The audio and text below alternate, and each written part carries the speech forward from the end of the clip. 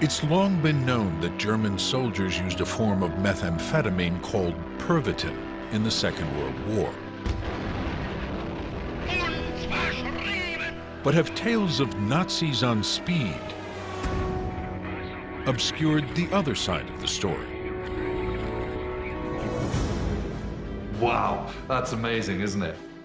The massive use of stimulants by British and American troops. Did total war unleash the world's first pharmacological arms race? And in the face of industrial slaughter, what role did drugs play in combat?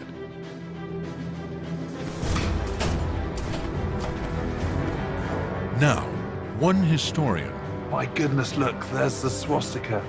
is on a quest to dig deeper. You've got the machine guns there, you've got the tools. So you just literally just go... Precisely. A cannon shell is just going to rip through. This soldier here that can hardly Yes. walk. And learn the truth behind World War speed. Stand by. 8, 7, 6, The amount of dust was incredible. 5, 4, Oh my goodness me, look at that. 3, 2, 1. Oh my God.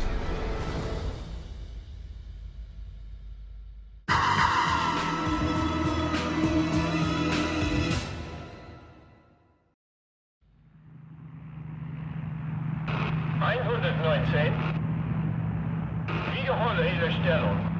Anschlagen sofort. Wiederholung 119. December 1942. A German bomber crew struggles to keep their damaged plane aloft. Anschlagen sofort. Verstanden. Geht vor. Hochsehen. Bereite Wasser Eintritt vor. Viel Glück.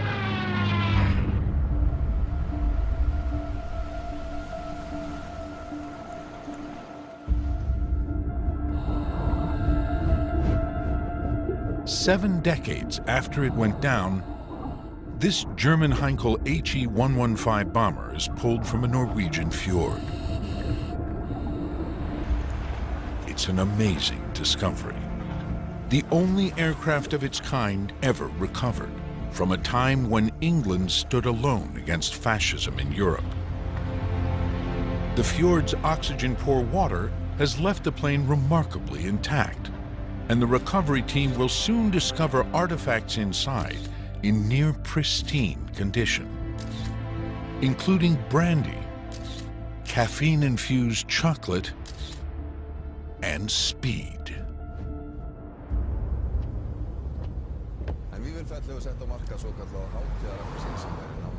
We're going to see the remains of a Heinkel 115, which is a float plane, a seaplane, that was used by the German Navy. And not only did they pull up this Heinkel 115, they also found lots of things on it, including, it turns out, a packet of Pervitin. For me, there is a massive difference between just being an armchair historian and actually getting out on the ground, rolling up your sleeves and doing some proper primary research.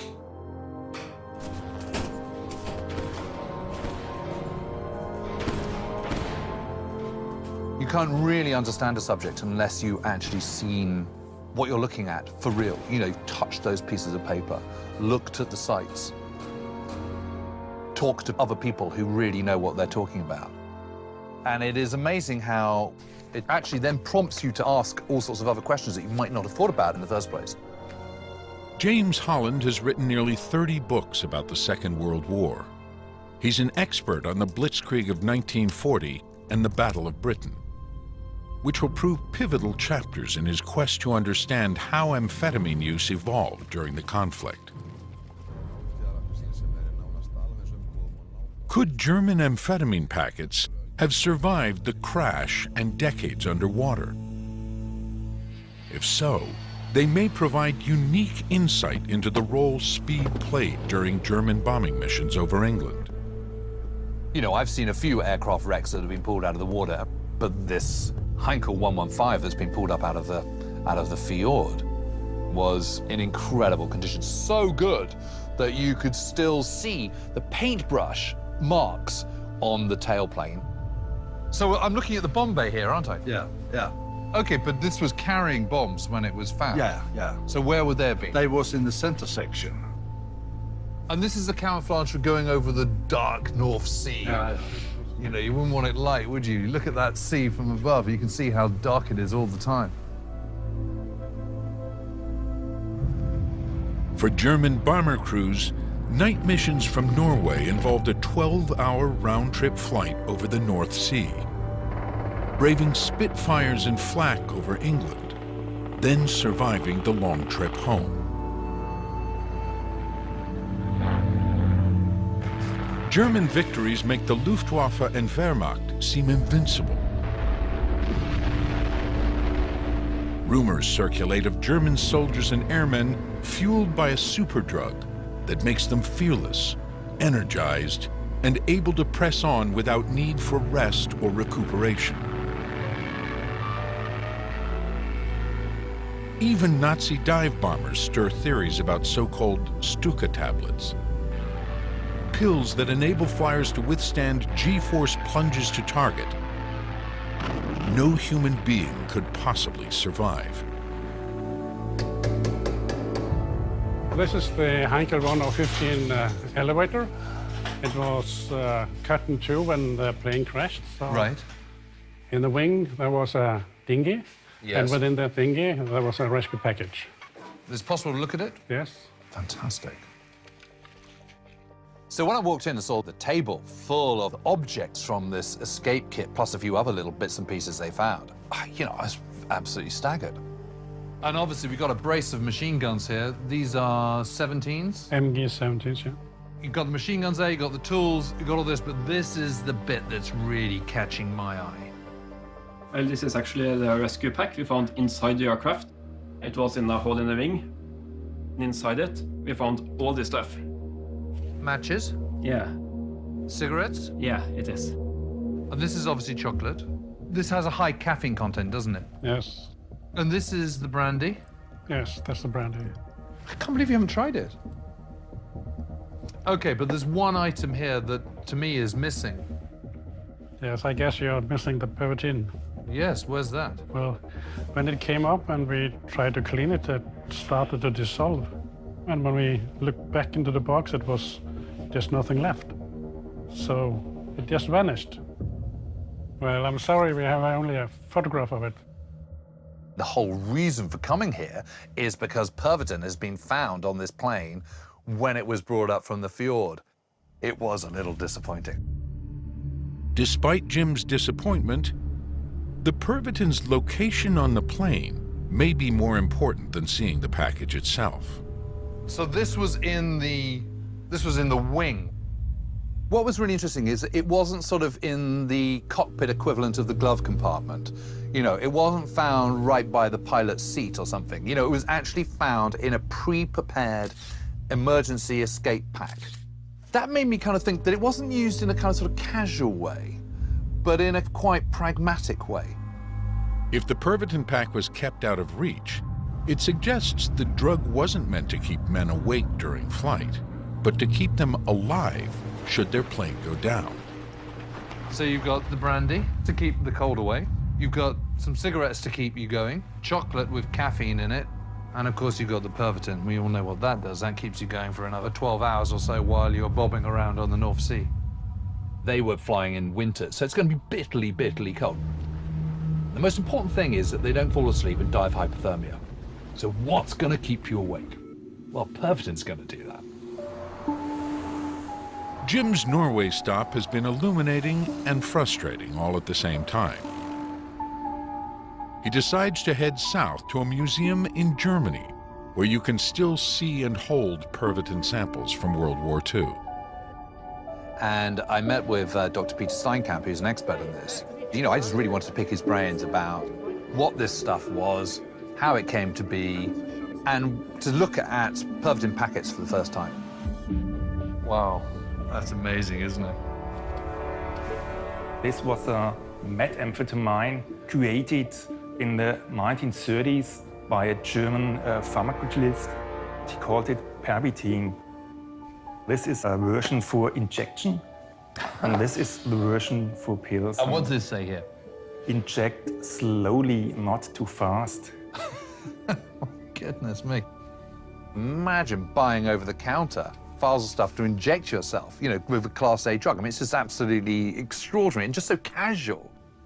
If I took one of those, how long would I be completely wired for? Well, about 2 nights.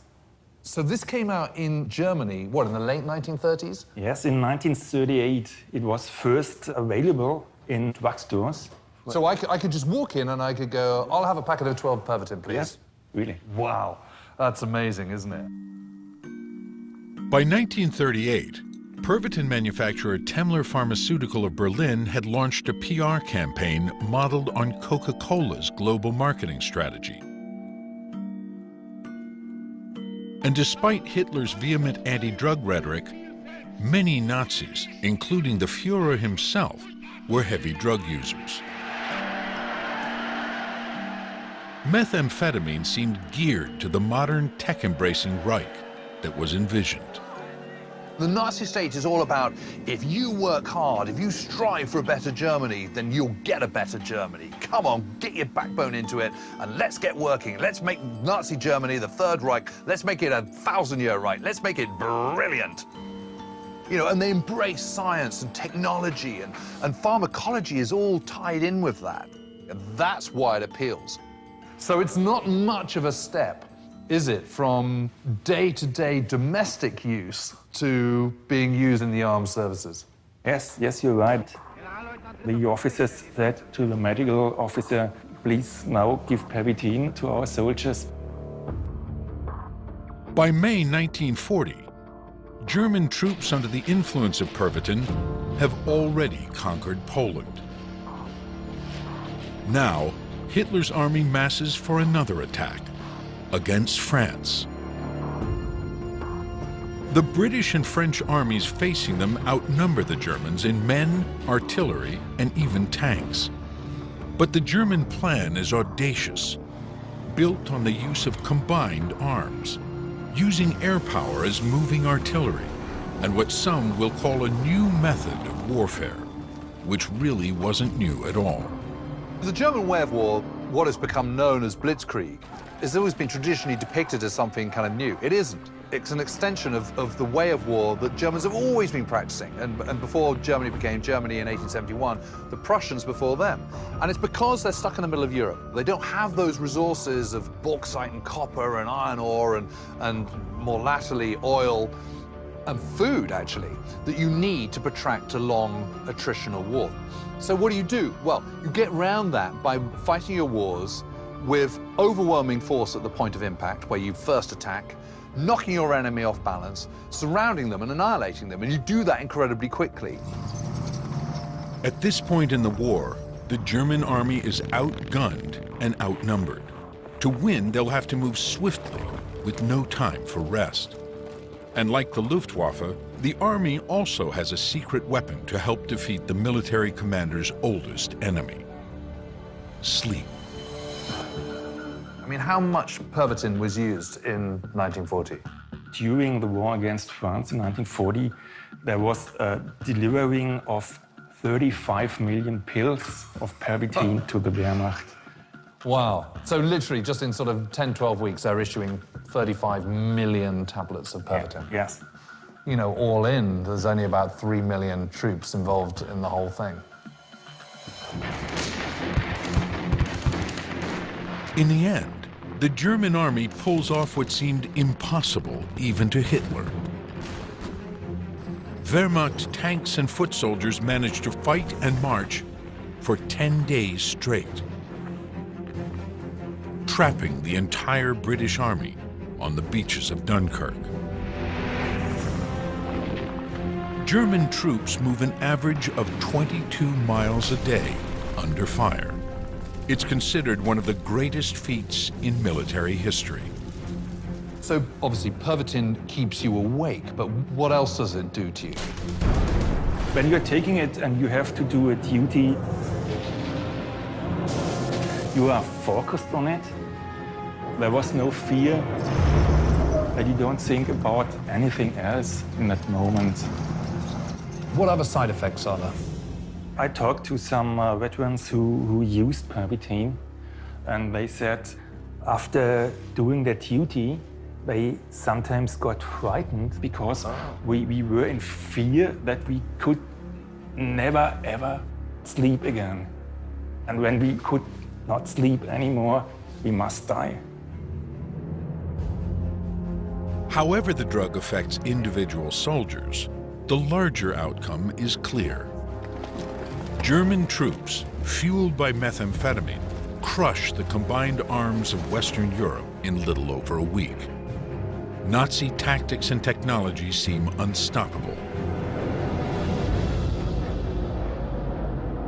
But did the Wehrmacht truly need a stimulant to achieve victory in 1940? Was marching 22 miles in a single day an amazing pace? Or has the Blitzkrieg tale, like the word itself, been warped into legend over time? Today, Jim's gathered a group of fellow history fanatics to put this question to the test. They start by comparing British and German infantry gear to see if one was better than the other. Taft Gillingham has served as a military consultant for feature films and TV series. You then don't need to take your eye off the target until you've knocked him over. So he's an expert on Second World War paraphernalia. Well, Taff, we've got it all laid out. We've got British here, German here. Presumably this is an ammunition pouch? That's right, that's the ammunition pouch. You've got 3 clips in each of those pouches. I mean, they do love leather, don't they, the Germans? I mean, every bit of it is, it's just leather, leather, leather. The British had a simpler idea, which was to carry a cotton bandolier, and then you just pull the clips out ready to push into the rifle. The British kit is actually pretty quiet because it's all cotton, it's canvas. It doesn't make much noise as you move around, whereas the veterans always had this story that you could hear the German army coming because they sounded like a loose cutlery drawer with all this stuff clinking and clanking away as they... German, exactly, the gas mask tin bouncing around. Next, they'll set out to see just how hard it would have been to cover 22 miles while carrying a 60-pound combat load, with only coffee or tea to keep you going. That's quite heavy. I can't believe that they'd have walked a long way with a kit like that. I mean, this is a reason for doing this. It's only when you actually start using this practically that you can understand how people would operate with it back in the day. So the real point of this entire experiment is, after walking 20 miles around here with all this kit, if you've got a drug that can keep you going, can we understand why they're using this in 1940? Okay, let's do it. Let's do it.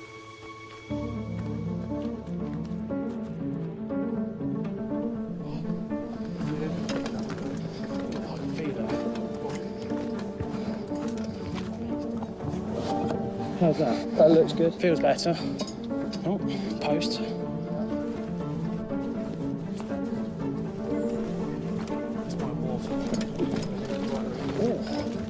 That's my feet. Now they hurt.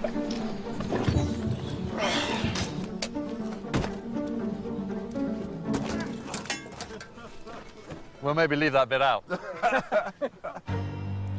2 hours and 7 miles in, the group breaks for tea. That's heating up pretty quick, isn't it? For many Allied soldiers, caffeine was the stimulant of choice. Coffee was so critical to American GI Joes that today, cup of joe is synonymous with the drink. Got it, cheers. I've got my foot out. In here, love. Where is it? Just there. Where do you want to put? How much am I getting paid for this? That's all I want to know. So, because we're able to take caffeine, we're on these lovely, delicious-looking chocolate. Caffeine-enhanced chocolate. So, James, this should send us around the next bit of the march a bit quicker then, eh? Should do. All right, let's go. They may not be in combat, Hello, Wolfits. but they are carrying the same 60-pound load that German and British soldiers would have humped back in 1940. And it's proving no easy task. Where's this shortcut? If it's not 100 yards, I'm going to collapse in a pile there. Oh. Oh, hell. My feet are broken. My ankles are broke. So I reckon the 20 miles is achievable, but day after day, that's a very hard thing to ask for a platoon of soldiers.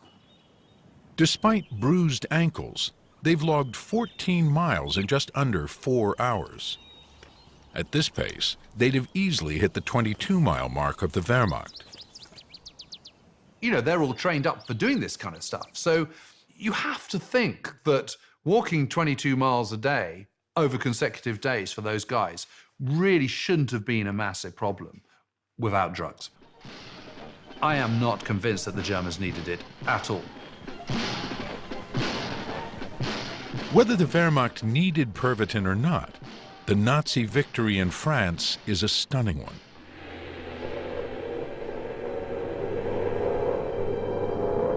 By June 1940, France has been brought to its knees.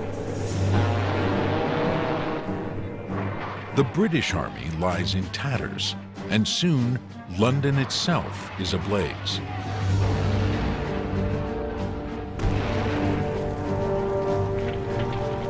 The English are desperate to learn the source of Germany's success.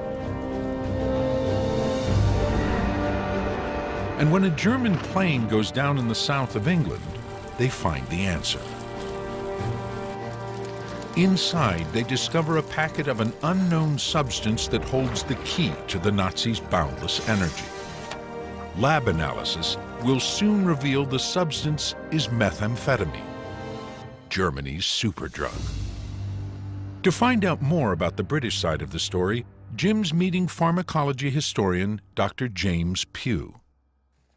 So, what have you got here? So I brought some files along which I thought you might be interested in seeing. Mm-hmm. The first is a letter to Winston Churchill, in fact. Oh, really? And it's actually from his physician, Sir Charles Wilson, letting Churchill know that the British have discovered that Germany is making use of amphetamines in the military context. And suggesting to him that perhaps this is something the British need to consider. I mean, this is a really interesting line. In short, it was concluded that the drug would be useful to the majority of men if it is desired to keep them strenuously and dangerously active for 24 hours at a stretch. Germany has occupied France by this stage, so anything that the British feel they can do to gain an advantage or to level the playing field again is something that they need to consider. And I guess you could characterise this as maybe the beginning of a chemical arms race, I suppose. One of the other ways that the drug was used is in its inhaler form. Gosh, look at that. God, it's like a Vicks inhaler, so you just literally just go... Yeah, I probably wouldn't do that at this point, but... No, but I mean, that's the process. Yeah. The Allied version of Pervitin was called Benzedrine, and like German speed, it was already used by civilians before the war began. Both drugs make users intensely alert, flooding them with a sense of euphoria. With its added methyl group molecule, Pervitin races across the blood-brain barrier a bit faster than Benzedrine. Otherwise, the two drugs have virtually the same impact. During the Battle of Britain, exhausted Spitfire pilots were getting Benzedrine, unofficially, from local pharmacies. But Churchill seems to push things to another level. So one of the very interesting things is that this is being sent to Churchill, and what's important about that is he's a man of science. He's very interested in novel developments and new technologies and stuff, and so drugs kind of fit that bill for him. Soon, the Royal Air Force begins testing Benzedrine under combat conditions. They turn to a 30-year-old flight surgeon named Roland Winfield to administer the drug to British aircrew and record the reactions. By late 1941, Allied bombers are hitting back.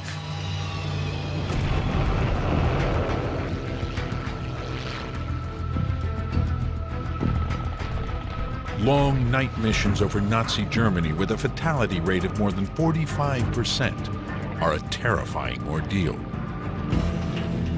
You know, that's one of those things where obviously, if that can keep you awake and keep you alive, then, you know, clearly that's a good thing.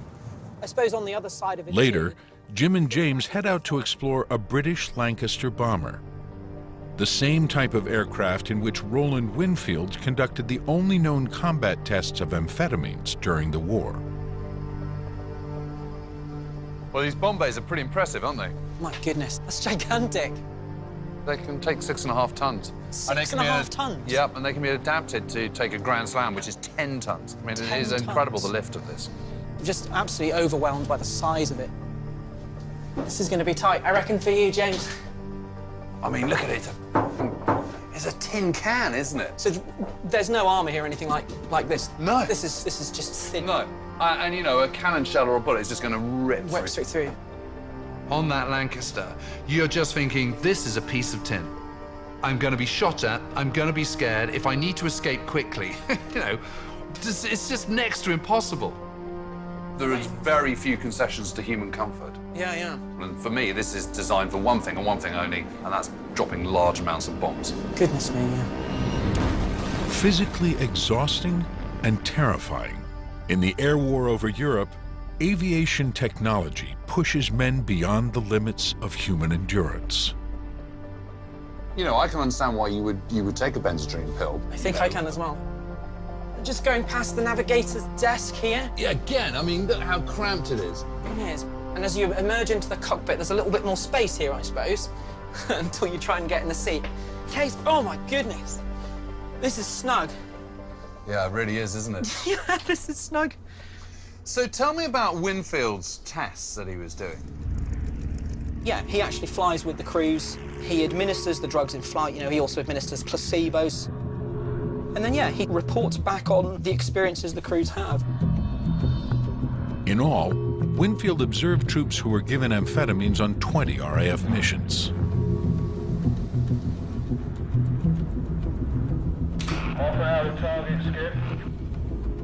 I mean, just imagine this, James. You know, you're sitting here, you're piloting this plane. You know, this is unpressurized, this cabin. Yeah. You know, minus 45 degrees, freezing cold. You've got to watch out for night fighters. You've got lots of flak coming up. The whole thing is terrifying. Down. Oh, yeah, you got him, boy. Right in the mouth. He's definitely going down now. I can see it, boy. Good show. Bombs away. There goes the cookie. So after crews have dropped their bombs, they will experience what's known as the post-adrenal crash. So their bodies have been flooded with adrenaline for an extended period of time. That adrenaline starts to leave the body at that point, and they become extremely fatigued. This is one of the things that Winfield concludes and he recommends in his reports, is if you take the drug about an hour and a half before you're going to drop your bombs, the drug will start to sort of act upon your consciousness at that point. Of all Winfield's findings, perhaps the most influential are his reports describing how aircrews high on speed show increased aggression under fire. One of the things that he notes in his report is an example of an attack which the aircrews actually dive down to a very, very low height and attack a flak site. Really? They start shooting it up? Yeah, yeah. Of course, Winfield is also simultaneously concerned by some of this too. Ultimately, when the RAF come to think about this drug, they're actually concerned about those effects. Are you all right? You get any of the batters? Where the crews will start to lean on the drugs, as opposed to using them as a tool to help manage their wakefulness. But if the RAF sees these side effects as a potential problem, the British Army sees them as a benefit. Even more than keeping troops awake, British ground commanders want a pill that can make the men fearless. By 1942, the Allies are losing massive numbers of soldiers to a byproduct of industrial warfare, shell shock, known today as post-traumatic stress disorder. Over the course of the conflict, as many as 1 in 3 frontline soldiers will be incapacitated by it. These airplanes, they bomb. Oh, God, listen, Benzedrine, it is hoped, might offer a solution. For this hidden side of the story, Jim's traveling to a small museum connected to a hospital that first treated thousands of shell shock victims during the previous World War. Well, I suppose when we think of, well, the concept of war neurosis, shell shock, it really goes back to the First World War, doesn't it? And is that the first time that it starts to become recognised? I think the stress of combat's always been recognised, certainly from the Crimean War onwards. But what happens in the First World War is that industry has intensified killing power. So large numbers of soldiers, 60% are killed by shrapnel, by artillery, by mortars. After the Battle of the Somme, when there's been something like 420,000 casualties, a significant number of those, maybe 50 to 60,000, would be shell shock.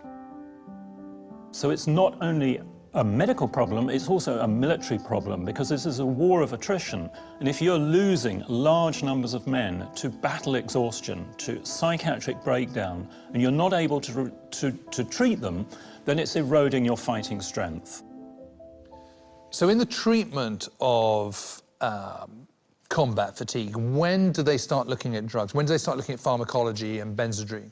Well, Benzedrine has been introduced to the UK in 1935, but as the war gets closer and closer, senior doctors and commanders recognise that this could have a major beneficial, use in all three services, in keeping soldiers awake, alert, and boosting their morale in times of stress. So I think the British Army used Benzedrine to keep people awake, but also to lift spirits. So Dr. Jones was very interesting about the use of Benzedrine, not just as a wakey pill, which is what it was sometimes referred to, but also one that would improve morale, that would give those who took it a sense of kind of well-being and greater physical courage. Jim's Glenside visit has given him critical insight. By using the drug as a tool to heighten aggression and lift morale, Britain is raising the stakes in the pharmacological fight against the Nazis, who still primarily see amphetamine as a way to offset fatigue. By 1942, British troops in North Africa are in desperate need of a morale boost. They've retreated across 600 miles of desert, chased by Germany's renowned Africa Corps, and are dug in around a tiny trading post, El Alamein. But in October, a feisty new commander who is likely familiar with the RAF amphetamine tests arrives, Bernard Montgomery. He is ready to go on the offensive. When Montgomery took over, morale in British 8th Army was at rock bottom. And it was one of the things he realized that he had to turn around by the way he was talking. I want to impress on everyone that the bad times are over. And, there'll be no more retreats, you're really well equipped, we're going to smash the Germans and the Italian forces, and trying to give them a greater sense of self-belief. We can't stay here alive, then let us stay here dead. But if there's a pill that could do part of that job for you, then it's got to be worth taking. It's always been a bit of a mystery whether Monty himself brought Benzedrine to the desert, and whether he truly saw it as a morale builder. But Jim's recently discovered a document from Montgomery's medical officer, Q.V. Wallace, which proves orders for Benzedrine came straight from the top. I've never before seen any direct written reference in any official capacity to the mass use of Benzedrine. But Brigadier Wallace's memo absolutely knocks that into touch, because there it is absolutely spelled out. The troops that were involved in the opening stages of the Battle of Alamein were given Benzedrine, not just to keep them going, not just to keep them awake, but also to give them resolve, to give them confidence, to bolster their morale. By late 1942, the Americans still have not put any boots on the ground in the West. But they do provide a new tank, which will give the British a technological edge in battles to come. The Sherman is incredibly important when it comes in. They get 300 of them straight into Egypt, and they're kind of tested up and made battle ready. At the time, it is the best tank on the battlefield. It's got this incredibly accurate gun, it's pretty well armored, it's very easy to maintain. This is a very good tank, which is now entering battle on the British side.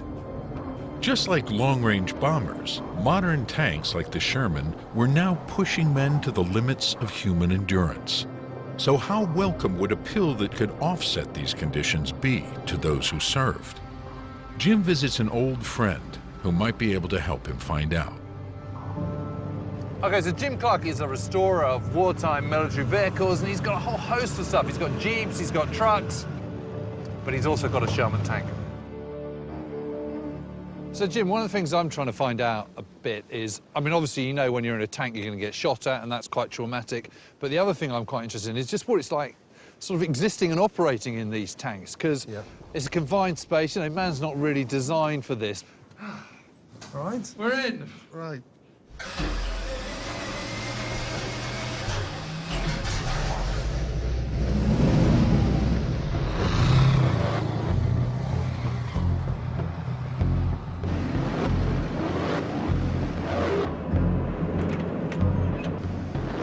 It's not an environment that is comfortable in any shape or form. The smell of the fumes was immense. Very quickly, you started to kind of catch your throat. I mean, Jim, I've got to say, man of dust is incredible. The fan that cools the engine draws the air in through the crew compartment. It gets drawn over you, so you get covered in it.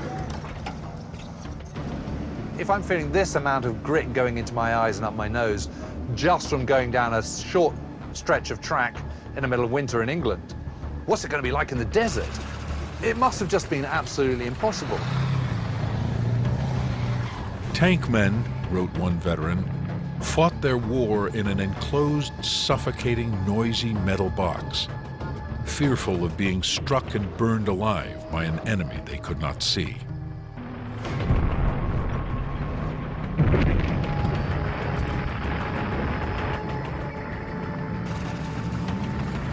You really do get a feel of how physically draining it must be to just operate one of these things. So you can see, can't you, the stress and strain of doing that, you know, quite apart from the fact that you're almost on a daily basis being in battle. Yeah, the toll of fighting all day long and then no proper sleep, no rest. Even if you're sleeping at night, there's probably shelling going on. So you probably didn't have much decent rest. And this is just stuff full of highly explosive material. In the turret basket, I think there's about 15 or 20 rounds. There's probably 20 or 30 on each side. Yeah, so a good number. Yeah, a good number, yeah. Then there was 50 cal rounds in the base. Then you got your 160 gallons of fuel, like a mobile bomb, basically. At El Alamein, the British 24th Armored Tank Brigade is given the job of punching through German defenses. As the Wallace memo makes clear, on the eve of the attack, each man is given a huge dose of Benzedrine, 20 milligrams per day, twice the amount recommended to RAF pilots. I know that the 24th Armored Brigade were issued with Benzedrine because he wanted them to keep going. You know, what he said was the first bit of the battle was going to be the dogfight. It was going to be the grinding, attritional battle. And for that grinding, attritional battle, he wanted his men to keep going. Unlike modern pills, Benzedrine tablets in 42 have no slow-release coating. The full dose will hit all at once. For some soldiers, alertness and euphoria will give way to a false sense of power. In the coming days, the men of the 24th will prove exceedingly aggressive, fatally so. Because for crewmen of either side, the use of amphetamine will do more than make them more alert. It may suppress a natural reaction in combat: fear. Fear is about self-preservation. You're scared because you don't want to die.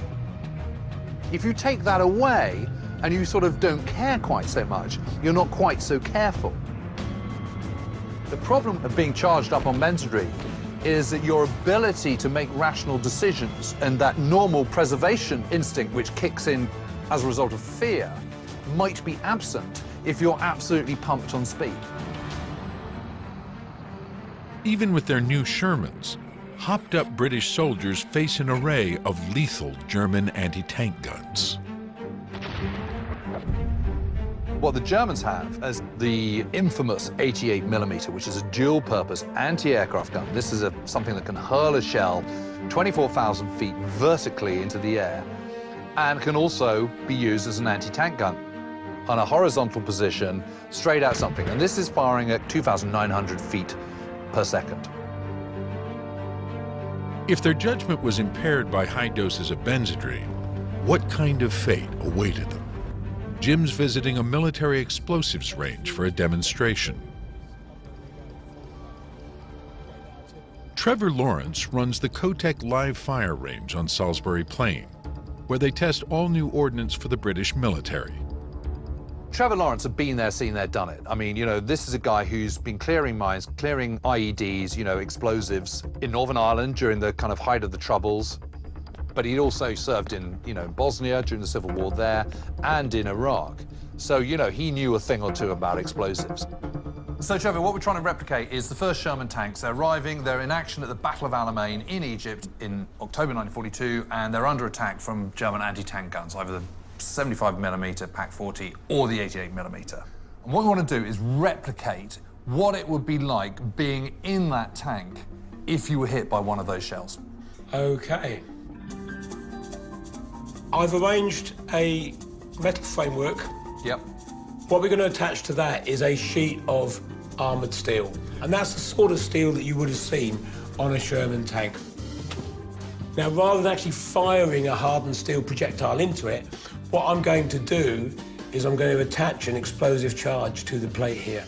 So for our purposes, Trevor, that is an 88mm anti-tank round? Absolutely. As the shockwave runs through the explosive, where it hits the plate, it will produce the same sort of force that you'd get from a kinetic energy round striking the plate. Wow. OK, and can we put anything behind here so you can see actually the effect of that spalling shrapnel? Well, here comes the tank crew. Here they are, and little do they know the fate that awaits them. We can put some dummies close to it. These are our tank crew? Very close in, the tank crew. But also to get a better idea of what fragmentation we've got. What we tend to use is a sheet of aluminium, and the fragmentation, the spalling, will go through, punch holes in that, and it'll give us a good idea of just how much has been produced. Well, that sounds amazing. At Alamein, imperceptible desert ridges often concealed German 88s. If benzodrine led British tank crews to abandon caution and charge recklessly into hidden enemy guns, the results would have been devastating. Stand by. 3, 2, 1, firing. Whoa!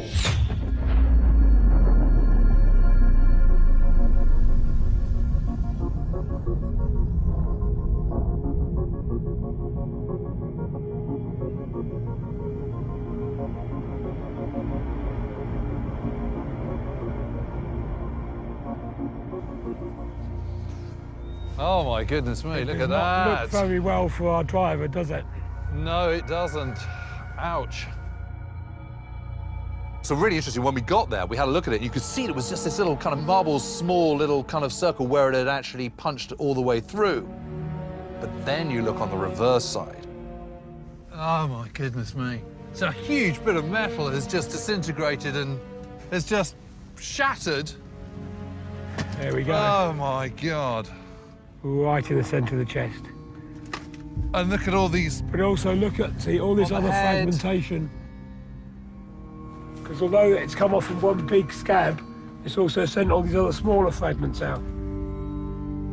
Both of them have been absolutely covered with little splinter marks all over, each one of which could have been entirely lethal. That's just the blast that just smashed his chest in. Shrapnel melted onto the aluminium. And you can just imagine your crew member behind these two, all into me, into the shells. Oh, it would be impossible to survive. Absolutely impossible. I've interviewed so many people that have been in this situation, that have been in tanks, have served in tanks. What I never fully appreciated was the pressure blast from the force of a shell like that hitting another and penetrating and transferring that huge force into the confined space of a tank. If you're in an environment like a tank, that shrapnel, that spalling, would have just pinged all around here. And you think about all that ordnance we've just been talking about. You know, it's only got one of those has got to penetrate one of the propellant charges on one of those shells, and you're in big trouble, aren't you? Having taken huge doses of benzodrine, the 24th Armored Brigade sets out for battle. With new Sherman tanks leading the way, troops exhibit hyper-aggressive behavior some historians attribute to the drug. By battle's end, the brigade suffers 80% casualties and ceases to exist. At the end of it, they're absolutely shattered. So where's the escape hatch? Oh, there. There, yeah. Jesus. But you've got seconds to do it. If you think you may be on fire, and maybe your crew members are also in agony, and you don't know whether to save them or save yourself. Yeah.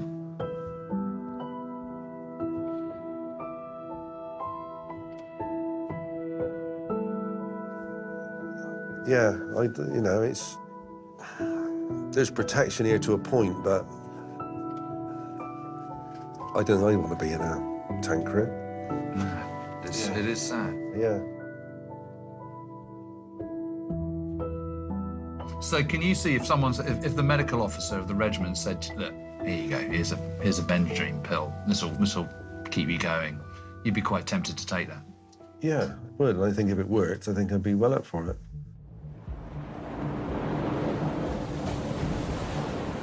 On November 8, 1942, a month after Alamein, American GIs finally enter ground combat in North Africa.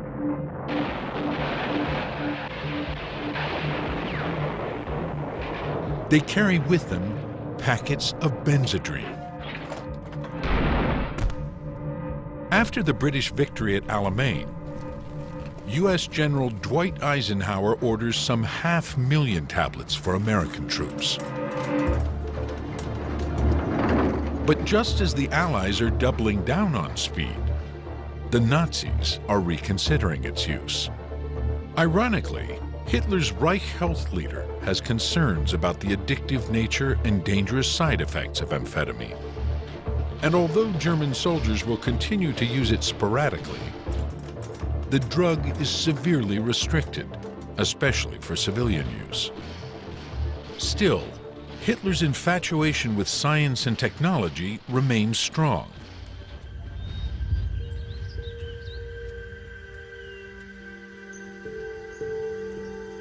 By late '44, with his navy in tatters, the Fuhrer looks to a bizarre wonder weapon that, with the help of amphetamines, might turn the tide. In the end, Jim returns to Germany to visit the site of one of the first Nazi concentration camps. In November 1944, some 40,000 men are stuck in this camp. What's it designed for? 10,000? Okay, so 4 times more than the should have been. 4 times more.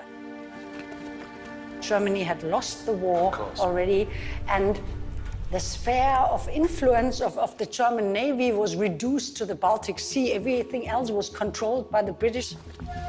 So these small submarines were constructed mainly for espionage. In addition to espionage, Hitler's mini-subs were also equipped with single torpedoes, designed to sink Allied ships moving supplies and troops across the English Channel. They were very small, only 1 or 2 soldiers could sit in it, and they had to sit there for 48 hours without sleeping, without getting up, without anything. So they needed a drug to keep them awake for that time. It's just unimaginable, isn't it? So you need this drug to keep you going and to keep, but also presumably to keep your spirits up as well. Yeah. They were testing different drugs and comparing it, wanting to find out which drug keeps the people awake for the longest time with the smallest side effects. This is the secret report on the experiments, and this gives the 4 different substances, A, B, C, D. The first is cocaine, hydrochloricum in different doses. The second is cocaine in chewing gum, and pervitin in a chewing gum. But 100 milligrams, I mean, that's a huge dose. Yeah, it's a huge dose, indeed. The men must have been completely stoned. 100 milligrams is really a lot.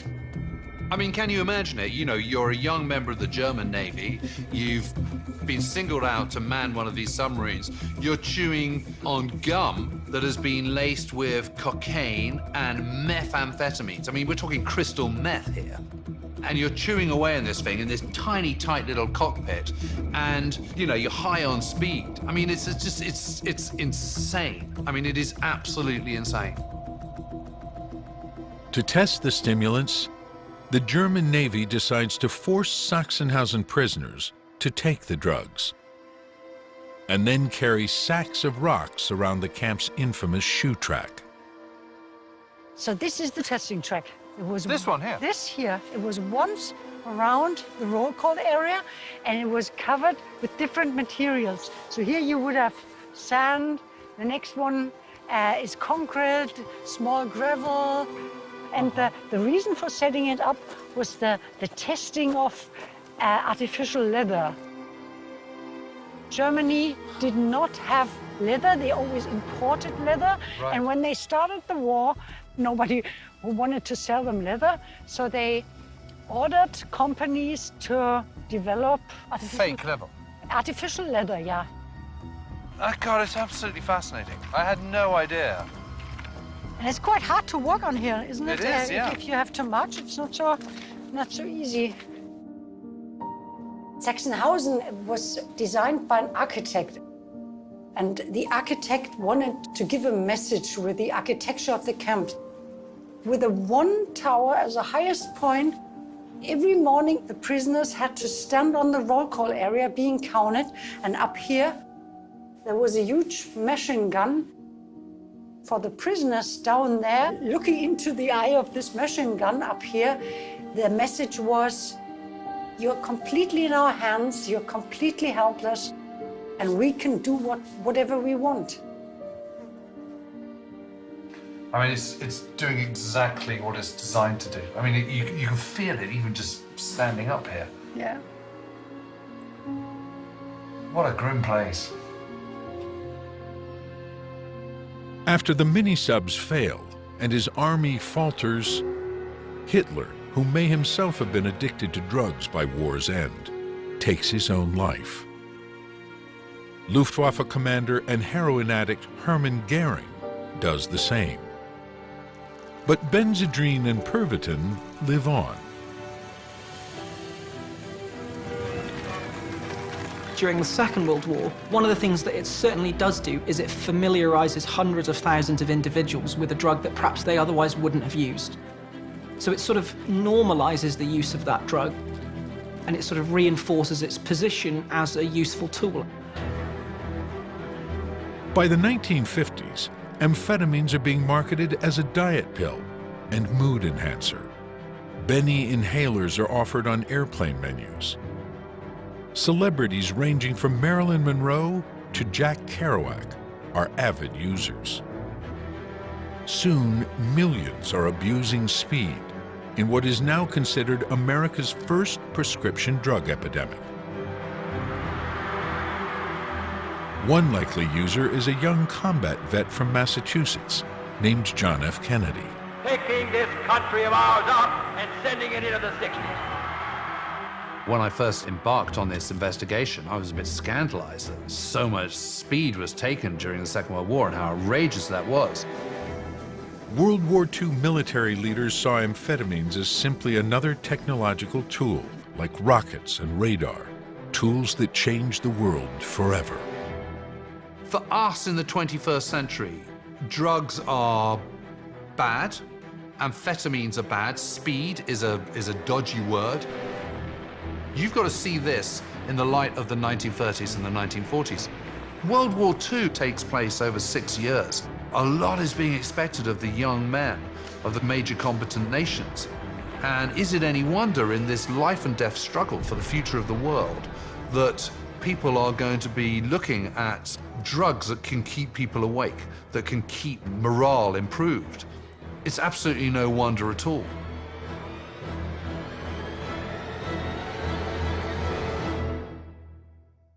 Next time, Galileo's Siderius Nuncius, one of the most important books in history. It's changed the way that we think about the cosmos. A rare signed copy came on the market in 2005. Instead of being the etchings, these were obviously watercolors. But was the book genuine? He's committed fraud on a massive scale, and he's done it for money.